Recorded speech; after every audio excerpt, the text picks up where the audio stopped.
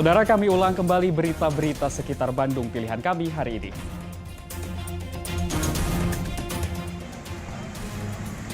Upah pekerja sejak Oktober tahun lalu tak kunjung dibayarkan. Ratusan pekerja kontrak RSUD Cikalong Wetan, Bandung Barat melakukan aksi mogok kerja.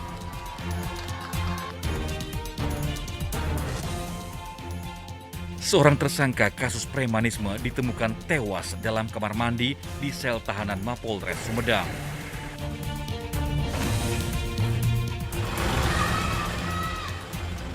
Penularan penyakit COVID-19 di berbagai wilayah Jawa Barat semakin meluas. Satu persatu pasien meninggal dunia.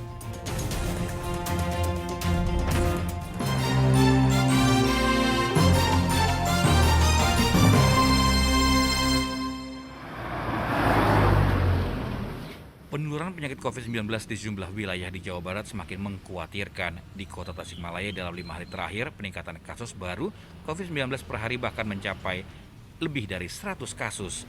Dampaknya sejumlah kantor pemerintahan dan sekolah ditutup, seperti kantor Camat Taman Sari yang ditutup sejak hari Rabu. Karena Camat dan Kasih Pembangunan Kecamatan Taman Sari terkonfirmasi positif COVID-19. Hasil pelacakan dan kontak erat sang camat tertular dari keluarga yang kemudian menularkan ke pegawai kantor kecamatan. Layanan dokumen kependudukan pun dialihkan sementara ke kantor Dukcapil. Kasus COVID-19 di kantor Tasikmalaya sejak awal tahun mencapai 925 orang dengan 5 orang meninggal dunia. Sementara itu di Kabupaten Tasikmalaya, 14 guru dan 2 orang siswa dan 2 orang pendamping siswa SLB Singaparna dinyatakan positif COVID-19. Terungkapnya klaster penularan di sekolah ini berawal dari kepala sekolah yang sakit, lalu diperiksa dan terbukti positif COVID-19.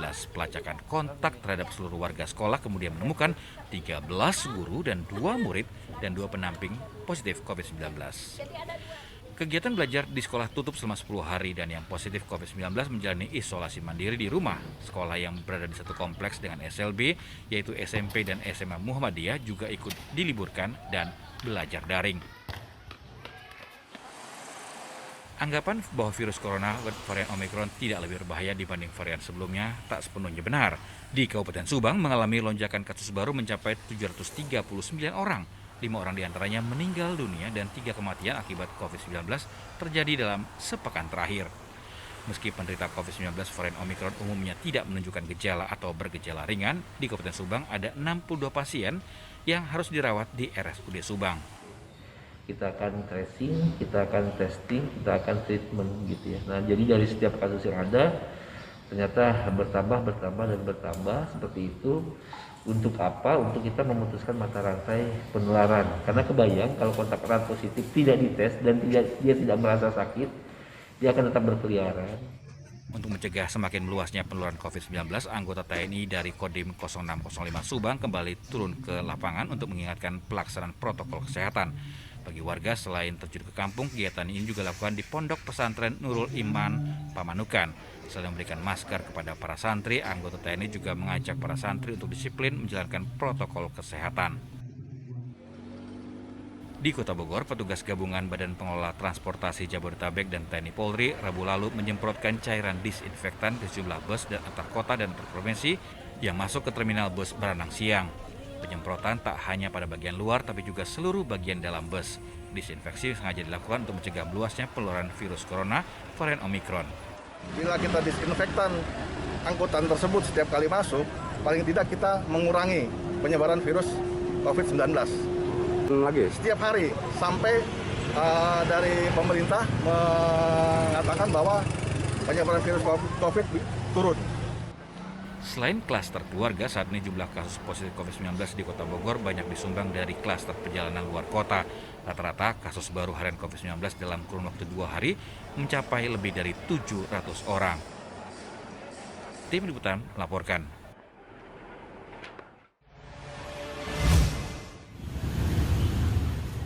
Selain COVID-19, Kota Tasikmalaya juga dihantui wabah demam berdarah. Sejak awal tahun 2002, kasus DBD di Kota Tasikmalaya terus mengalami peningkatan. Data dari Dinas Kesehatan Kota Tasikmalaya ada 389 kasus pasien DBD yang masuk rumah sakit, sebagian besar anak-anak. Bahkan 5 orang anak di bawah usia 12 tahun dan 1 orang dewasa meninggal akibat DBD. Kasus terakhir adalah seorang anak warga Mangkubumi yang meninggal Selasa lalu. Kasus kematian pasien DBD pada anak lebih disebabkan keterlambatan korban dibawa ke rumah sakit atau puskesmas. Hujan banyak ya. Ini suka main bola. Awalnya Kecapean, gitu. ya kecapean. Nah ini tahunnya DBD gimana Bu? Tadinya panas tinggi, turun lagi. Waktu hari Rabu sore ada sesak napas, sakit. Iya. Langsung ke rumah sakit, takutnya gimana, tapi setelah di rumah sakit dicek lab positif DBD.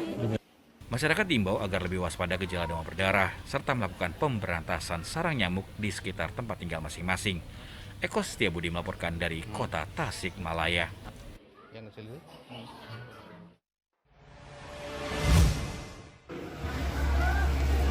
Melonjaknya harga kedelai impor belakangan ini menyebabkan efek domino yang merugikan banyak orang, mulai dari perajin tahu dan tempe yang terpaksa menaikkan harga tahunya. Pedagang tahu di Pasar Banjar, Kota Banjar mengalami sepi pembeli akibat kenaikan harga tahu tempe yang mereka jual. Harga kedelai mana naik? Naik. Tadinya berapa? Kemarin. Sebelum sekarang mah 10 ribuan, sekitar 10 ribuan. Sekarang mah sudah 11 lebih, 11.3. Hal tak jauh berbeda juga dilakukan perajin tahu tempe di kawasan Ciluncat, Kecamatan Cangkuang, Kabupaten Bandung. Untuk bisa bertahan, saat ini harga jual tahu dari perajin rata-rata Rp500 hingga Rp800 per biji, sedangkan tempe dijual Rp4.000 hingga Rp8.000. Namun daya beli masyarakat yang rendah akibat pandemi COVID-19 membuat omset penjualan tahu tempe turun 30 hingga 50%. Untuk menghindari kerugian, para perajin ini harus mengurangi produksi serta mengurangi ukuran tahu tempe yang dijual. Ya, karena kan ini mah makanannya pokok untuk semua lapisan. Jadi tetap harus berjalan walaupun harga bahan baku naik yang cukup tiap hari hampir 8 hari naik terus Rp100. 2,5 kintal sampai 4 kintal. Satu hari. Sekarang ada penurunan nggak? Sekarang ada banyak hampir 30%, 50% penurunannya. Ya karena itu bahan baku, apalagi produksi saya nggak di tahu Cibuntu aja, tahu pong buat tahu yang digoreng, kendalanya sekarang di minyak juga. Harganya masih saya beli itu masih 19.000 per kilo.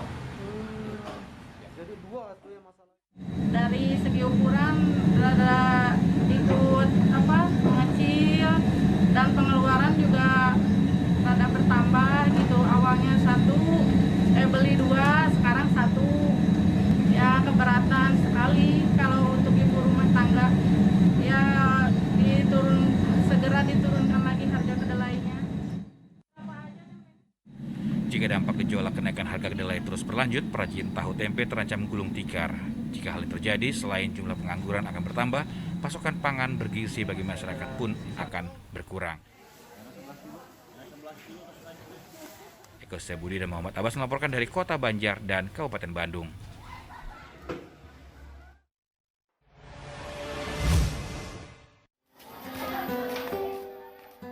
Rumah adalah tempat di mana ibu berada, menjadi kiasan yang bisa menggambarkan perjuangan seorang pelajar kelas 8 di Kabupaten Tasikmalaya. Tanpa lelah dan keluh kesah, Fajar Muhammad merawat ibunya seorang diri. Tak jarang pelajar kelas 8 ini tidak masuk sekolah karena merawat ibunya. Bahkan dalam seminggu ia bisa tidak masuk sekolah hingga 3 kali. Pihak sekolah akhirnya mengunjungi kediaman Fajar. Saat melihat kondisi Fajar yang harus mencari uang dan merawat ibunya, pihak sekolah akhirnya memberi kompensasi. Agar tidak tertinggal materi belajar, Fajar diberikan tugas dari gurunya. Gurunya mengakui Fajar adalah anak yang rajin dan aktif di sekolah.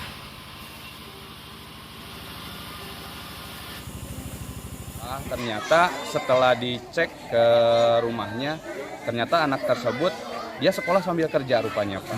Di samping dia kerja, dia juga merawat ibunya yang sedang sakit rupanya setelah kami lihat ke sana. Dengan kondisi seperti ini, kebijakan dari sekolah seperti apa? Kita ambil langkah yang pertama, kalau memang anak tersebut setelah kami lihat gitu ya, setelah kami lihat ke rumahnya, kalaupun anak tersebut tidak sekolah, kami memberikan tugas supaya beliau tidak terlambat untuk pembelajaran. Tak hanya ibu, pelajar 14 tahun ini juga merawat neneknya yang sudah sepuh. Setiap harinya Fajar harus membersihkan rumah dan memasak untuk ibu dan neneknya. Ia tahu ibu dan neneknya tak bisa berbuat banyak karena kondisi keduanya lemah. Fajar juga bekerja untuk memenuhi kebutuhan sehari-hari, baik makan hingga pengobatan ibunya. Sementara ayahnya bekerja sebagai buruh di Bandung yang pulang pun jarang. Bantu cuci piring, cuci baju, terus masak, nyuapin mama, makan obat. Oh gitu. Ya, Kalau untuk kehidupan sehari-hari kayak uang kerja gitu gimana? ngembala bebek, Oh ngembala bebek, punya siapa? punya orang. Punya tetangga. Ya, Biasanya dapat berapa kalau ngembala bebek? dapat 10.000. 10.000. Ya, Selain ngembala bebek apa lagi? angkut kayu. Angkut kayu di pabrik pemotongan kayu. Ya, di pabrik pemotongan kayu. Diketahui Ibu Fajar menderita jantung dan asam lambung. Fajar sendiri tak mau putus sekolah karena ingin menjadi seorang dokter kelak. Melihat besarnya kasih sayang dan perjuangan Fajar, tak sedikit warga yang tersentuh dan memberi bantuan. Eko Setiabudi melaporkan dari Kabupaten Tasikmalaya.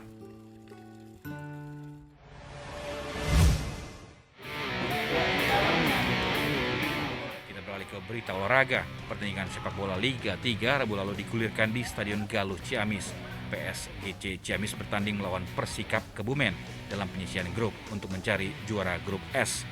Laga yang dilaksanakan siang hari tidak membuat para pemain loyo di tengah lapangan, bahkan permainan cukup panas untuk mencetak gol. Petaka terjadi di depan gawang Persikap Kebumen saat Hasan, pemain pengganti asal PSGC Ciamis, menjebol gawang Persikap Kebumen dengan sebuah sundulan manis. Kedudukan 1-0 untuk PSGC Ciamis bertahan hingga babak pertama usai. Di babak kedua permainan cenderung keras, banyak terjadi pelanggaran hingga saling dorong antar pemain memprotes pelanggaran yang terjadi. Puncaknya saat seorang pemain Persikap Kebumen menerima kartu kuning kedua hingga Persikap Kebumen harus melanjutkan pertandingan dengan 10 pemain.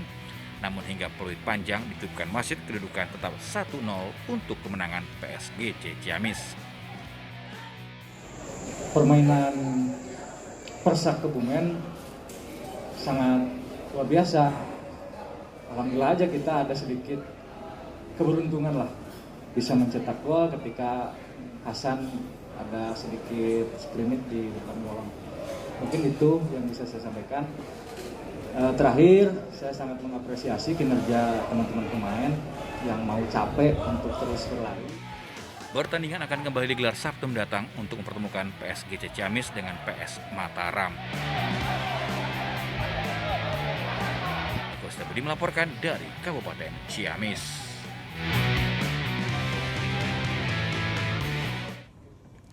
Informasi tadi mengakhiri jumpa kita pagi ini. Atas nama rekan kerja yang bertugas, saya Doni Hermatra mengucapkan terima kasih atas kebersamaan Anda. Selamat pagi, selamat beraktivitas, dan sampai jumpa.